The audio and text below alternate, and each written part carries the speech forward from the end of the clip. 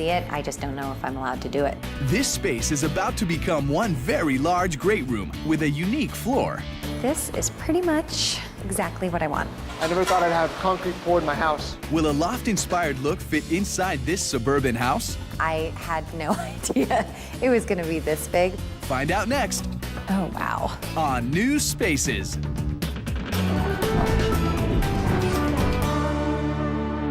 Come on, let's go, Lou, let's go outside.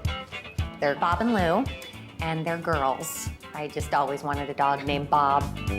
Josh and Penny Ehrlich are right at home in their downtown loft, but it's a little cramped for their dogs. Playing with the dogs is tough in a place like this. So when they found a house with a huge yard, they were thrilled about the yard. It's a 1950s ranch. The first time Penny took me to the house, I went in the front door, out to the backyard. And Penny said, don't you want to see the rest of the house? Do it. To raise the ceiling height and combine all these spaces into one great room, the Ehrlichs call in contractor Greg McClin.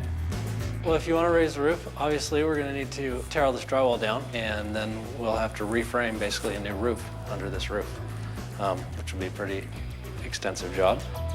They basically want this whole thing to just be one massive room. The master plan is to open up the living room, family room, and kitchen into one large living space with a modern open kitchen. Change the layout of the sunken living room and raise the ceilings as high as the framing in the roof will allow. Gutting and rebuilding the great room will cost $150,000. Yeah, my concerns are all about the cost. We've never done anything like this before, so we had no idea. I'm thinking, oh, you know, take some walls down. You're not really putting any up, so how can it be that expensive? But, well, it is. The job is supposed to take 4 months, from January to the end of April. And for the first couple months, we're going to live in the loft. Got a little double mortgage going on, so it's kind of a double-edged sword. We need to be out, but it's actually kind of okay that we're staying in the loft just because then we don't have to be here while some of the bigger construction is going on. This is a huge mess. Today, by far, is the messiest day. And it's a good thing they're not living here because this entire house is covered in a layer of dust. Now that drywall is removed from the ceiling, we can definitely see there's still a lot of framing in there that needs to come out. The work crews will tear out the framing, while efforts to make the fireplace smaller prove too difficult. They kind of want to wrap it in drywall and a tile, and we were hoping to get the stone off so that we wouldn't have to make it any more massive than it is. Following a snowstorm 1 week later, Greg has an important wall to remove at the back of the house. This room back here was an addition on the house, and this is the original exterior wall. So this wall here is holding up this roof. So we're going to remove all this, replace it with a large beam.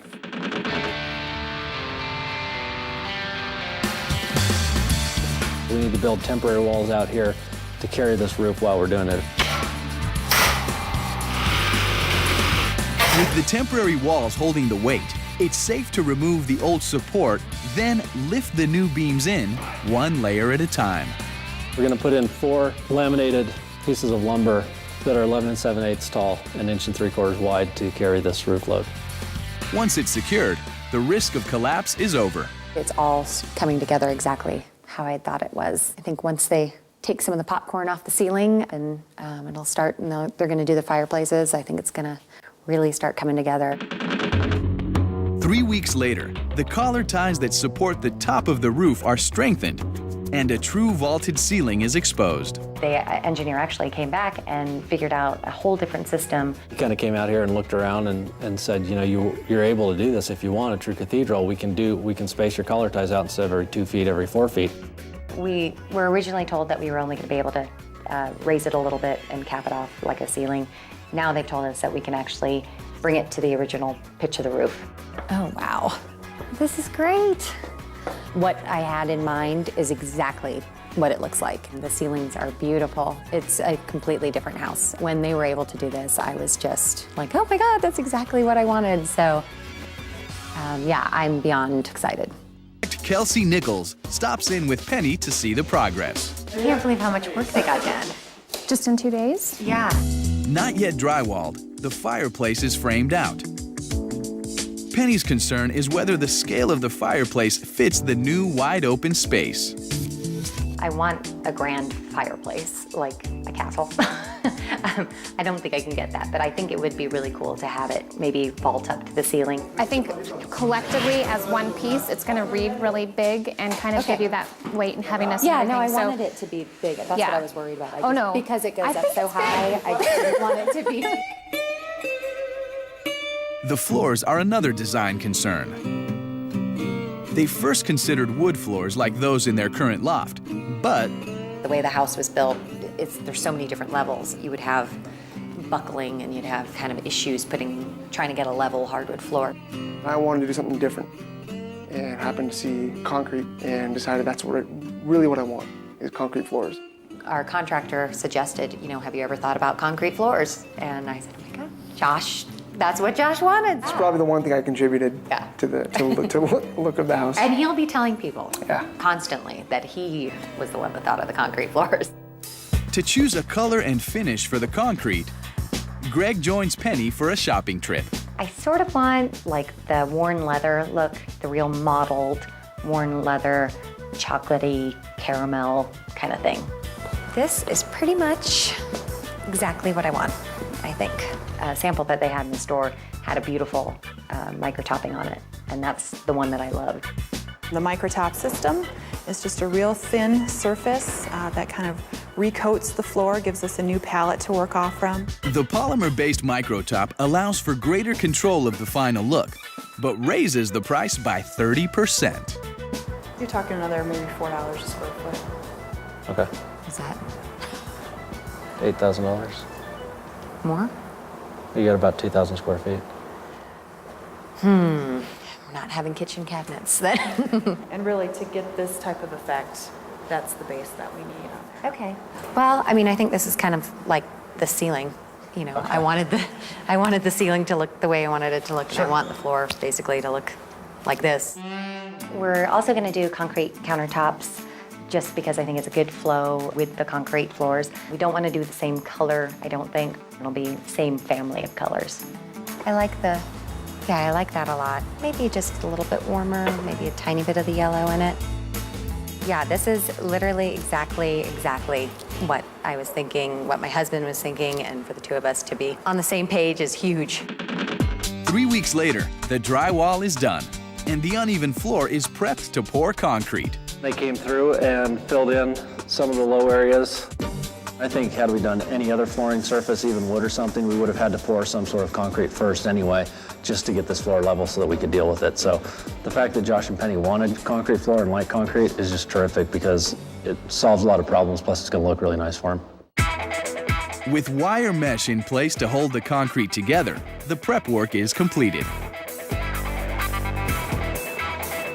In all, the Ehrlichs are getting 5 tons of concrete poured inside their house. It's pretty amazing to watch this.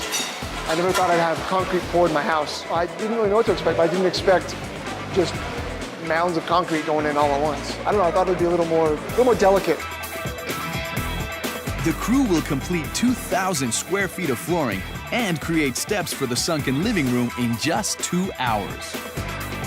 Wow, it looks a lot bigger in here. Yeah, it definitely makes it all one space. It looks really neat. I think this is gonna be really cool. I'm really excited to see this in. The next morning, workers pour and trowel concrete in the lower living room. This completes the first phase of the floors. After the 28 days that it takes this concrete to cure, they'll do their micro-topping and staining. It'll be a full month until the homeowners can judge the final product. I think Penny's gonna be really excited to see it too. This is just really neat. It's gonna be such a cool space. Today, contractor Greg McClinn is installing cabinets. It looks more like a home now. Everybody was like, what do you mean you're having black cabinets? Yeah, they're a little unusual. There's custom legs that we had built that need to be installed, so it's not your ordinary kitchen. These are some cool cabinets. Because the room, I think, looks kind of modern right now, just because the lines are so clean lines, and with the concrete, I think this is starting to make it look a little bit, warm it up a little bit. The black cabinets also add visual weight as the kitchen fights to compete with massive surroundings. I feel tiny here. Everything else in the kitchen follows suit. It's all brand new appliances, so, which means I guess I actually have to cook. Today we're pouring some of the concrete countertops. Penny and Josh have a large kitchen and a lot of countertops. There's quite a bit of concrete going in there. Amazing, amazing, amazing. I knew it was gonna be big, but had no idea it was gonna be this big. But I don't know what I'm making that I need this much space for. It looks really rough right now, but the topping that they put on it, it'll be really nice and smooth. Once it's dried, they'll stain it. It's a really neat kitchen, and it's unique. It's the black cabinets and the concrete countertops isn't something you see every day. Josh is finally like, oh, that's where the kitchen is. So yeah, it's exciting for him too, just to start to actually see a house starting to form instead of just an empty space. When everything is dry a week later, crews have already added a micro top layer on the floors. We're able to start the staining today, which is huge. The process is amazing. The crew sprays different color chemicals that react gradually, resulting in a unique and varied color pattern. I want it to, at the end of the day, kind of look like worn leather, where there's all different kinds of browns and stuff and striations in it. So hopefully that's what it's gonna look like. 4 months into work, the Ehrlich's Great Room is off limits as the crew seals newly stained concrete floors. It looks beautiful. They'll do the second coat of sealer, let that dry, and then they're gonna wax them. It looks beautiful, beautiful. I love the floors. I think they're really neat. They're really unique. The concrete was probably the greatest amount of time in some senses and the greatest amount of money. And it's pretty much what you're gonna notice first when you walk in. Just like with the roof and with everything else, I couldn't be more excited. They're very expensive. They're about $35,000. Had they wanted a wood floor or a tile floor or anything else, we still would have needed to pour some sort of concrete to get everything level first. Cost per square foot I don't think is that high. It's probably less than anything else we could have done, really. It took 2 months longer than expected, but after 6 months, this old suburban ranch-style living space has a new urban look and feel. This house was built in 1955 and looked every part of it. I'm overwhelmed and thrilled and every adjective you can think of. The place finished, I think, is incredible. I love it. I think it's just a tremendous difference. The walled-in rooms have given way to a spacious kitchen that opens up to a sprawling great room under a soaring cathedral ceiling. Obviously, everything is open. I can talk to people here, I can talk to people in the living room, I can talk to people outside. It's just everything allows itself to have a perfect flow. The old kitchen was completely closed off. There was a little door here, a little door over there, and one big wall all through here. When Penny told me the cabinets were going to be black, I actually thought it was a great idea. We have to give it up to Josh for all the cement. We want to do something different. And I think it's probably one of the only things I actually had some input in. And I love the way it turned out. I wouldn't change it at all. I absolutely love the ceilings. And I think it looks so dramatic, and I think the effect is phenomenal. The transformation is spectacular and pricey, but the Ehrlichs were able to stick to their $150,000 budget. I'm really happy. I'm very happy with this project. I think it's great. There's nothing I would change about it. Come on in. I think when people initially walk up and they see the ranch-style house with the picket fence, they just can't understand how we live here. The second they walk in, they're like, oh, okay, we get it now, because it really, really does look and have the same feeling as our loft did. The kitchen area is the most dramatic change for me, and the way it's all opened up and it's all on one level here now it's wonderful. I wasn't able to envision this when we saw the house the first time. It's gorgeous. They took a loft that they lived in downtown and they brought it out to the suburbs. I think it turned out exactly what we were looking for. So we just try to get the downtown feel of a loft inside a house in the suburbs. So do you think it turned out the way you wanted it to? Turned out just perfect. It's perfect. Okay, well, I'm officially not sad that I left the loft now. Absolutely overwhelmed, excited. Turned out better and exactly how I thought it was going to turn out. I couldn't actually see pretty much until things were done.